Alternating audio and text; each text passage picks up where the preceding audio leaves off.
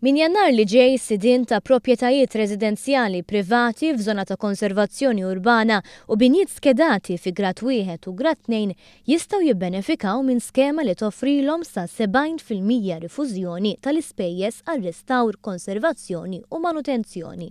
Fit-tnedija tal-iskema intqal li restawra darek tagħmel distinzjoni bejn sidien li huma first time buyers u sidien li diġà għandhom proprjetà.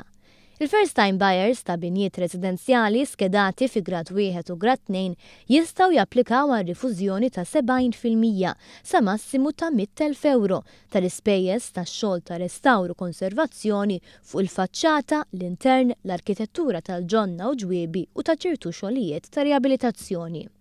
Dan fil-waqt li first time buyers ta' proprjetajiet f'żoni ta' konservazzjoni urbana jistgħu japplikaw għall-istess rifużjoni, jiġifieri sa 70% tal-ispejjeż iżda sa massimu ta' 10,000 euro.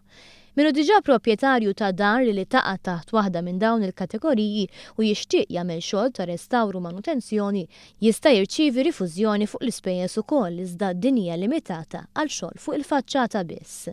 Din ir-rata ta' rifużjoni tant għolja din l-iskema li tħabbret fil-budget qed titqies bħala waħda mill-iktar ġenerużi offruti mill-awtorità l-ippjanar.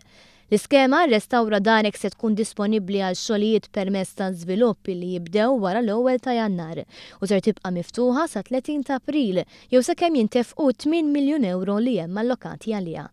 Din l-iskema hija finanzjata mill-fondi li qed jinġabru mill-iskema ta' regolarizzazzjoni fejn s'issa tħallsu l fuq minn miljun euro u huwa stmat li mir-ritmu ta' applikazzjonijiet li hemm dieħla dan il-fond ikompli jkollu dħul ta' madwar 600,000 euro fix-xahar.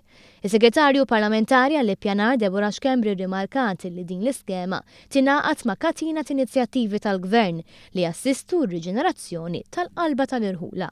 Hija miżura tajba ħafna biex ikollna tisbieħ fil-komunità tagħna fil-urban conservation areas fl-istess ħin nkunu qegħdin nirrestawraw bini anki storiku ta' ċertu valur u anki naraw li l-artiġanat Malti ċertu xogħlijiet li kienu jsiru fuq il-binjiet tagħna jibqgħu jsiru b'mod.